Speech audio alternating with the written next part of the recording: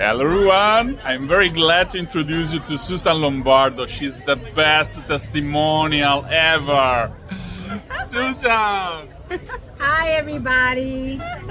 I'm here with my wonderful friends who I met actually online 2020 and met them in person 2023 when they came to visit in Florida. And now I'm here in Sicily. Right now we're in Palermo. I've been here since September and I've been having the most wonderful time. I've been traveling all by myself and I've gone to city after village after mountains and just everywhere. Come to Sicily. It is so beautiful. People ask me all the time, where is the best place? And all I can tell you is I fell in love with every single place I've been to. Sicily is gorgeous and she will fill your heart. She's filled mine. Susan, you are a solo traveler. Do you feel safe in Sicily? Absolutely, absolutely.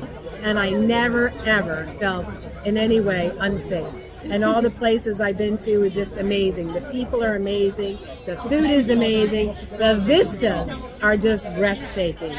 Come to Sicily. Don't forget. Ciao, ciao, dear Sicily lovers. We are so proud! Susan, you are the best. I love you guys. From Palermo, from the Massimo Opera House behind us, it's all.